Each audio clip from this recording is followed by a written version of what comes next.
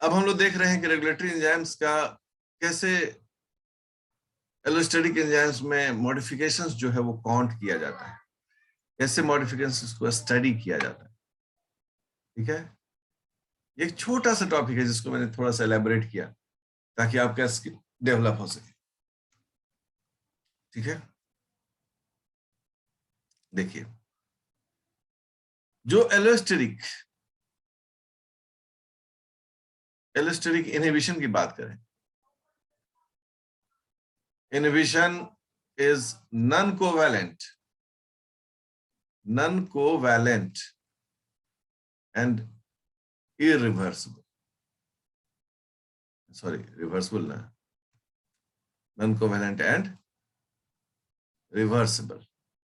इस प्रकार से ये जो चीज है उसको हमको, तो non covalent and reversible. Non covalent मतलब क्या हो गया, जैसे हाइड्रोजन बॉन्ड्स का बनना, इसके अलावा हाइड्रोफोबिक इंटरेक्शन, ये सभी नॉन कोवैलेंट। हाइड्रोफोबिक इंटरेक्शन, इसके अलावा वैन डेर वाल्स इंटरेक्शन है, आयोनिक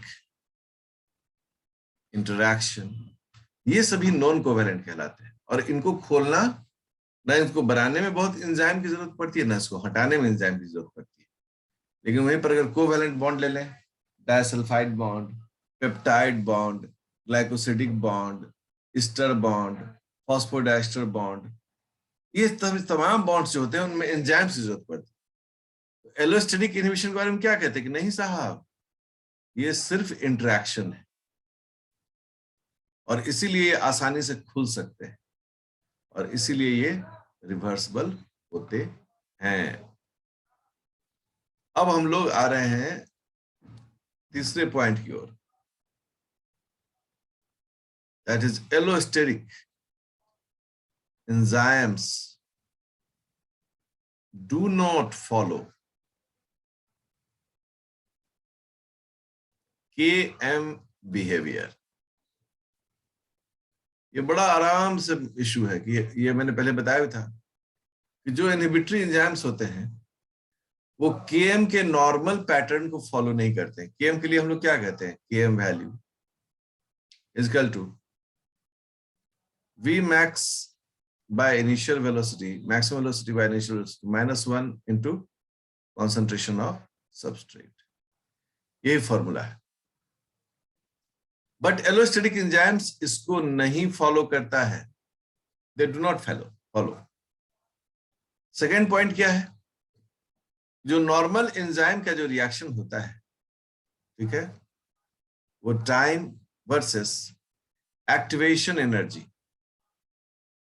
अगर टाइम वर्सेस एक्टिवेशन एनर्जी को देखें तो उसका ग्राफ कैसा दिखता है, उसका ग्राफ जो है कुछ इस तरह, मेरा तो हाथ हिल जाता है ग्राफ में, लेकिन अब कोई दिक्कत नहीं है, जब हिलेगा तो हिलेगा, रुक जाओ।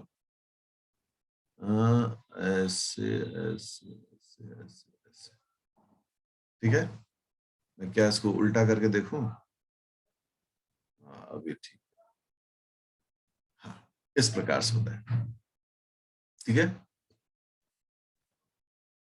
तो ये एक्टिवेशन एनर्जी को नहीं हम यूज करते हैं, हम इनिशियल वेलोसिटी को यूज करते हैं। ठीक है ना, इनिशियल वेलोसिटी यूज करते हैं। इनिशियल वेलोसिटी बाय टाइम को भी हटा के सबस्ट्रेट को यूज करते हैं। ठीक है ना, substrate concentration, concentration of substrate, substrate concentration हम लोग मिली मोल में यूज करते हैं और इनिशियल वेलोसिटी हम लोग म्यू मोल पर जूल यूज करते हैं। अब आप देखें कि ये केएम वैल्यू है, ये हम लोगों ने क्या कहा, केएम वैल्यू। ये जो अभी आपने केएम वैल्यू देखा, ये नॉर्मल एंजाइम सबस्ट्रेट रिएक्शन के लिए। लेकिन वहीं पर जब हम इसको एलोस्टेरिक इनहिबिटर के लिए अगर इसको हम देखें, ठीक है ना, तो यहां पर जो है स्थितियां बदलती हैं। और कैसे स्थितियां बदलती हैं? फिर से ग्राफ हम लोग ड्रॉ करते हैं। यहां पर जो है हम इसको फिर से concentration of substrate and initial velocity को देखते हैं। और जब इसको हम लोग देख रहे हैं, हम लोग इसको जो है नॉर्मल के लिए नहीं ले, इसको हम लोग सब अभी एलोस्टेरिक के लिए लेंगे, ठीक है ना। नॉर्मल से इसको तुलना करेंगे, ये एलोस्टेरिक के लिए था। अब देखो, नॉर्मल से अगर हम तुलना करें, नॉर्मल एंजाइम सबस्ट्रेट कॉन्सेंट्रेशन से तुलना करें, तो उसमें क्या था? उसमें जो ग्राफ था वो था पैराबोलिक। सबको याद होगा।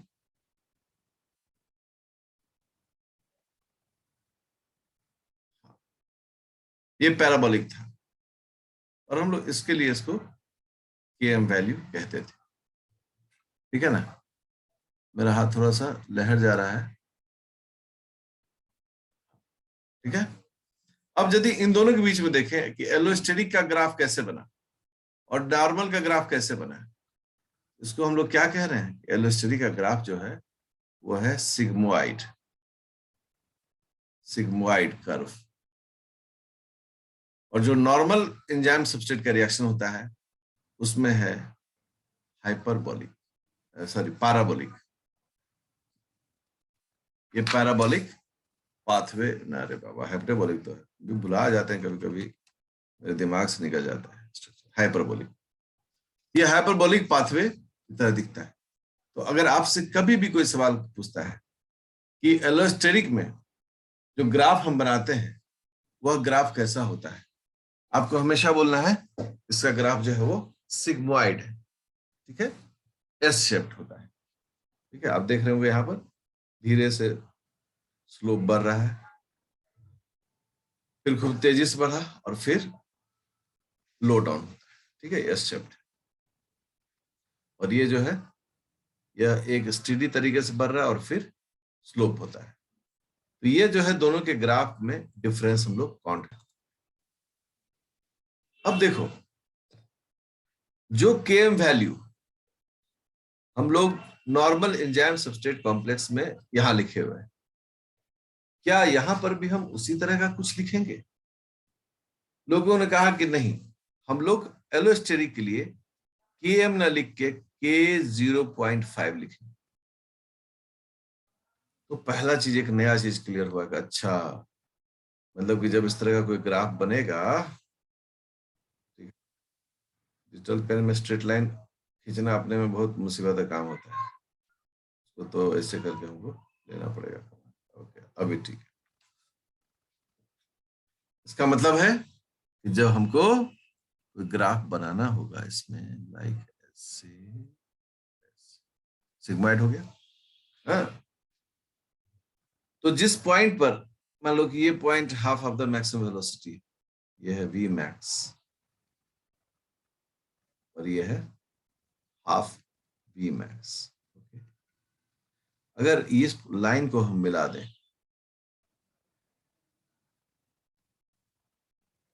ठीक है, ये सबस्ट्रेट कॉन्सेंट्रेशन, तो जिस पॉइंट पर Km वैल्यू लिखते हैं, अब वहां पर लिखा था K0.5। जैसे K0.5 लिखा, ग्राफ सिग्मोइड हुआ, आप समझ जाते हैं कि ये एलोस्टेरिक एंजाइम के लिए ग्राफ बनाया गया है, ठीक है। अब चूंकि हम मॉड्यूलेशंस में क्या बोलते हैं कि ये एंजाइम स्लो कर सकता है, ये एंजाइम रिएक्शन को फास्ट कर सकता है, यह एंजाइम रिएक्शन को मीडियम कर सकता है, मतलब ये एंजाइम कई प्रकार से रिएक्शंस को रेगुलेट करता है। अब मान लो कि एक थोड़ा सा ऐसा एंजाइम बन गया, ठीक है। हमें क्या है, हमें तो भाई चीजों को समझना है। अब देखिए, 3 कॉन्सेंट्रेशन है यहां पर और तीनों के लिए Km वैल्यू जो है, मतलब इसका जो K वैल्यू है K0.5 क्या है, देखिए ए बी सी।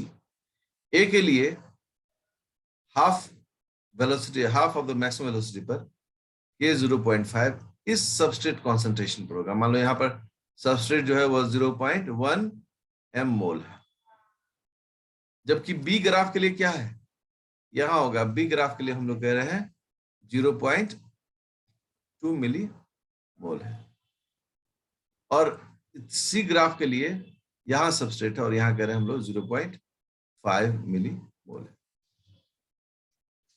ओके, तो ये जो चीजें ग्राफ में की जा रही हैं, ये सारे के 0.5, इसको हम लोग के हाफ भी कहते हैं, तो के 0.5 जो है वह एलोस्टेरिक एंजाइम के लिए वो वैल्यू है जिसको हम लोग कहते हैं कि when the initial velocity is half of the maximum velocity concentration of substrate per, then this is called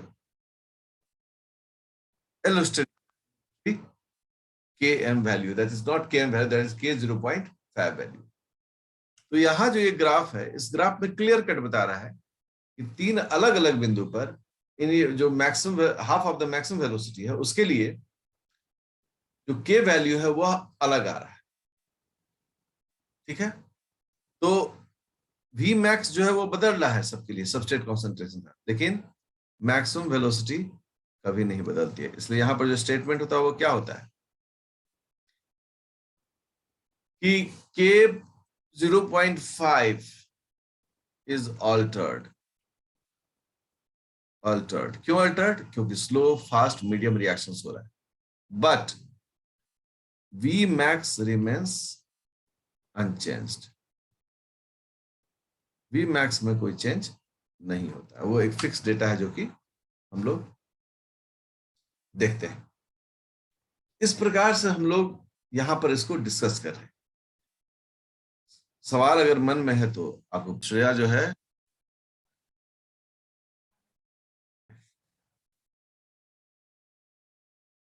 तो आप तो आइए जमशेदपुर, आप तो देखिए।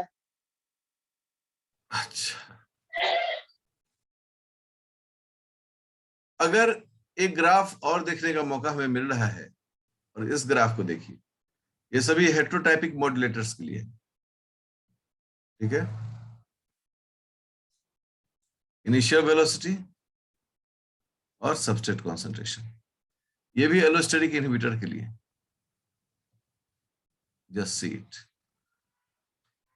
यहां पर क्या है, यहां पर एंजाइम के लिए 3 स्टेट है, और तीनों स्टेट के लिए वी मैक्स का देखिए status, V max for a, V max for b and V max for c. मतलब इसमें क्या है कि वी मैक्स जो है वो वेरी कर रहा है, ठीक है ना। ये एक का वी मैक्स है, ये दूसरे का वी मैक्स है, और ये तीसरे का वी मैक्स है। तो यहां पर जो है 3 अलग अलग वी मैक्स है, ए, बी और सी के लिए।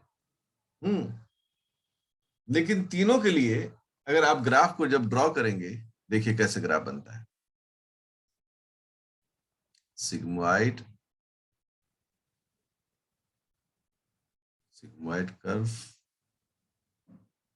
और सिग्मोइड कर्व, ये तीनों के लिए इस प्रकार से ग्राफ ड्रॉ हो रहा है, ठीक है ना। और एक कॉमन पॉइंट है, उस कॉमन पॉइंट पर तीनों एक जैसे हैं, और ये कॉमन पॉइंट है ये 0.5, ठीक है। तो यहां पर क्या होता है कि वी मैक्स वेरिएबल, बट के 0.5 इज कांस्टेंट। अब ये जो कंडीशन, ये कब होता है, ये हेट्रोटाइपिक एंजाइम में होता है। हेट्रोटाइपिक एंजाइम क्या होते हैं, जिसमें सबस्ट्रेट एंड इनहिबिटर दोनों क्या होते हैं, डिफरेंट होते हैं। यह आपको कुछ समझने में ऐसे मदद करता है ग्राफ को, और जब इसे क्वेश्चंस बनाएगा तो सामान्य रूप से ऐसे ग्राफ क्वेश्चन पूछ के ही सवाल पूछता है इसमें। अब हम लोग इसके अंतिम पायदान में खड़े हैं, और उसका फोर्थ पॉइंट जो है उसका नाम है reversible modifications in some allosteric enzymes। हम लोग पहले बताए एलोस्टेरिक एंजाइम्स में जो मॉडिफिकेशंस होंगे वो रिवर्सिबल होंगे, मतलब वो जुड़ेंगे और अलग होंगे। ठीक है, इस प्रकार के जो मॉडिफिकेशंस होते हैं ये बायोलॉजिकल साइंस में इतने ज्यादा हैं कि मतलब 500 से भी ज्यादा रिएक्शंस जो हैं वह इस फॉर्मूला को फॉलो करता है, एलोस्टेरिक मॉडिफिकेशंस। हाँ, जैसे अब देखो पहला एग्जांपल नंबर वन है फॉस्फोराइलेशन। ठीक है, फॉस्फोराइलेशन मतलब होता है फॉस्फेट को जोड़ना, ये एंजाइम है। और अब क्या हो रहा है, एक एटीपी से एक गामा फॉस्फेट निकालकर इस एंजाइम के साथ जोड़ दिया गया। ये हो गया मॉडिफिकेशन। ये एंजाइम क्या हो चुका है, मॉडिफाई हो गया। और इस एंजाइम में सेरीन या थ्रियोनिन या टायरोसिन या हिस्टीडीन, इन सब में से किसी एक सेरीन मतलब किसी भी अमाइनो एसिड पर यह जुड़ता है। सेरीन में OH होता है, थ्रियोनिन में भी OH होता है, टायरोसिन में भी बेंजीन रिंग के साथ जुड़ा हुआ OH होता है, जबकि हिस्टीडीन में क्या होता है, इमेडाइजोलियम रिंग होता है। ठीक है ना, ऐसे करके स्पेलिंग। ये 1 डिग्री अल्कोहल, 1 डिग्री अल्कोहल, ऐसे ये 2 डिग्री अल्कोहल, मतलब इस तरह का इसमें होता है। इन सब में फॉस्फेट जुड़कर ये फॉस्फोरिलेशन कर देता है। तो एंजाइम इज फॉस्फोरिलेटेड। आप लोगों ने प्रीवियसली कुछ एग्जांपल्स देखे भी होंगे जब एंजाइम्स को फॉस्फोरिलेट किया गया था। कैसे, एक होता है CDC25 फॉस्फेटेज, सबको याद आ गया होगा। ये अभी इनएक्टिव है, ठीक है, लेकिन जैसे इसमें एटीपी से एक फॉस्फेट लेकर जोड़ दिया जाता है, ठीक है, ऐसे गोला कर दें और उसके साथ एक फॉस्फेट जोड़ दें, ये क्या हो जाता है, एक्टिव हो जाता है। इसलिए इसमें पहला जो मॉडिफिकेशन है वो फॉस्फोराइलेशन। दूसरा जो मॉडिफिकेशन है बी, वो है एसिटाइलेशन। एसिटाइलेशन मतलब क्या होता है, addition of acetyl group. Acetyl group यहां पर क्या होता है, this is called acetyl group. ठीक है, ये जो एसिटाइल ग्रुप है वो अगर एंजाइम में जोड़ दिया जाए, ये एंजाइम है और अब एंजाइम जो है वो एसिटाइलेटेड हो गया, एंजाइम में क्या जुड़ गया है, ये एसिटाइल ग्रुप जुड़ गया है। ठीक है, मैं कहां से इसी को जोड़ता हूं, एसिटाइल ग्रुप जुड़ गया है। हाँ? अब इसका डोनर कौन होता है, हम सब लोग पढ़े होंगे, एसिटाइल कोएंजाइम ए। इसने अपना एसिटाइल ग्रुप दे दिया, बचा क्या, कोएंजाइम ए। ये भी दूसरे तरह का मॉडिफिकेशन है एंजाइम में। तीसरा जो मॉडिफिकेशन है that is called adenylation. Adenylation का मतलब क्या होता है कि हम जोड़ते हैं एडिशन ऑफ AMP। AMP का फुल फॉर्म होता है एडिनोसाइन मोनोफॉस्फेट। ये एंजाइम है और एंजाइम से ATP ट्राइफॉस्फेट जुड़ा, इससे 2 फॉस्फेट निकल गया, PPI, 2 फॉस्फेट है इसमें, और पूरा का पूरा AMP जाकर किससे जुड़ गया, एंजाइम के साथ, एंजाइम AMP। देखो ये भी एक प्रकार का मॉडिफिकेशन है। D methylation. अब तो समझ गए होंगे सब लोग, मिथाइलेशन में क्या होता है? Addition of methyl group CH3। इसमें क्या होता है कि एंजाइम है और एंजाइम को एक मिथाइल डोनर चाहिए। देखिए मिथाइल डोनर क्या होता है, एस एडिनोसाइन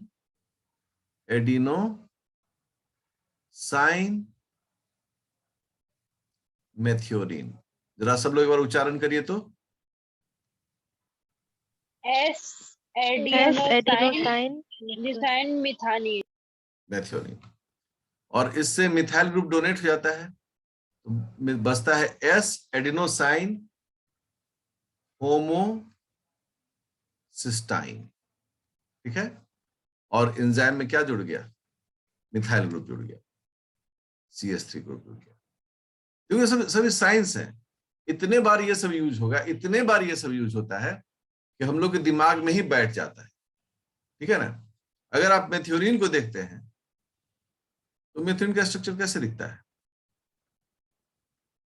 इस प्रकार से दिखता है, CH2 CH3 S CH3, इस तरह से दिखता है ग्रुप।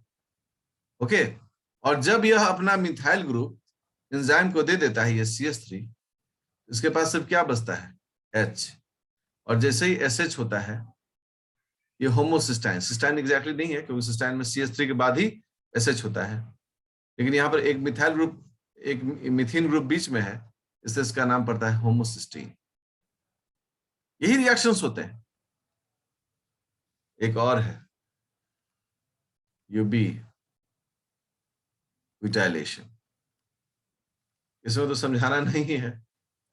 यूबिक्विटाइलेशन ऑन लाइसिन रेसिड्यू, ये हम लोग काफी सेल साइकिल में पढ़ते भी हैं। एंजाइम है, एंजाइम पर हम लोग यूबिक्विटिन जोड़ देते हैं। ठीक है ना? यूबिक्विटिन जो है वो किस पर जुड़ गया? एंजाइम पर जुड़ गया। देखो, ठीक है, यूबिक्विटिन के लिए एंजाइम 1 एंजाइम 2 यूज होता है यहाँ पर, और फिर ये डिग्रेडेशन में चला जाता है। ये यूबिक्विटाइलेशन है। उसके बाद भी होता है मेरी स्टोइलेशन। क्या बोलते हैं इसे? जल्दी बोलिए तो। हाँ, मेरिस्टाइलेशन। बिल्कुल। इसमें क्या होता है कि एंजाइम के साथ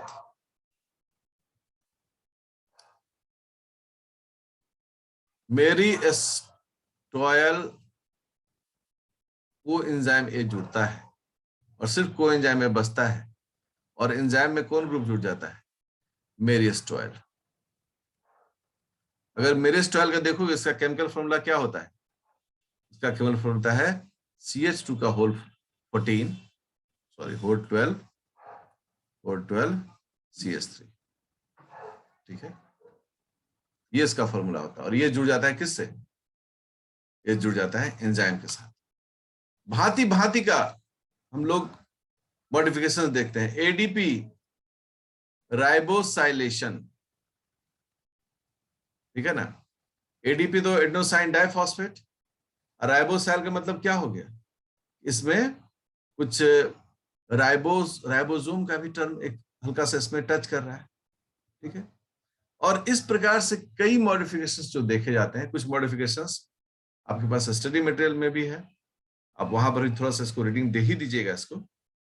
जैसे कि बड़ा टिपिकल एग्जांपल है, आप सब जानते हैं डिप्थेरिया के बारे में, डिप्थेरिया टॉक्सिन, एंड कोलेरा के बारे में जानते होंगे, कोलेरा टॉक्सिन।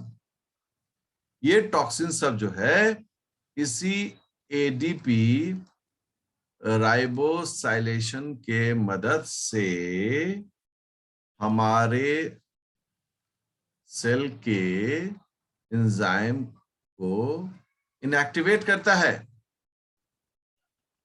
ना? जब डिप्थीरिया या कोलेरा हमारे बॉडी में घुसता है तो हमारे सेल के इंपॉर्टेंट एंजाइम्स को, जो हमें बचा सकता है, उस एंजाइम में ये एडीपी राइबोसाइलेशन करवाता है। अब रिजल्ट क्या हो गया, एंजाइम इनएक्टिव हो गया, और जैसे ही एंजाइम इनएक्टिव हो गया तो फिर ये त्राहिमाम मचा दिया, फिर तो कहना ही नहीं है, फिर तो ये बैंड बजा देता है हम लोग का।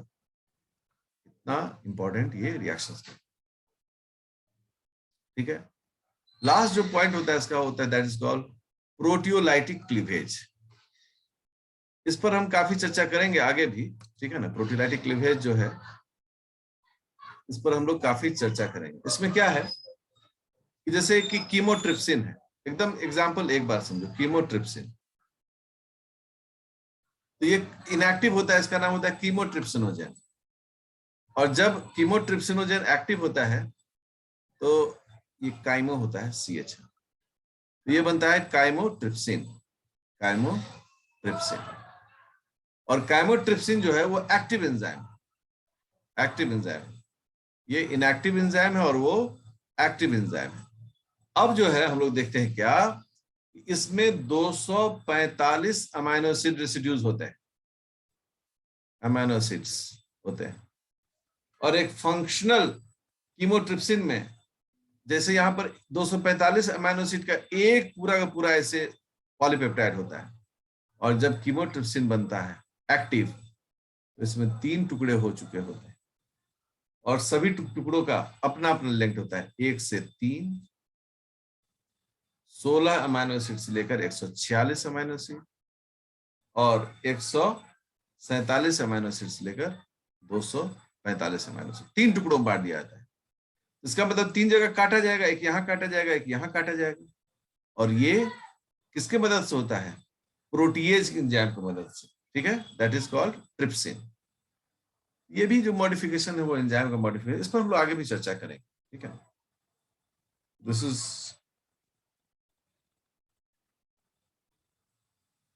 Is all for the day students.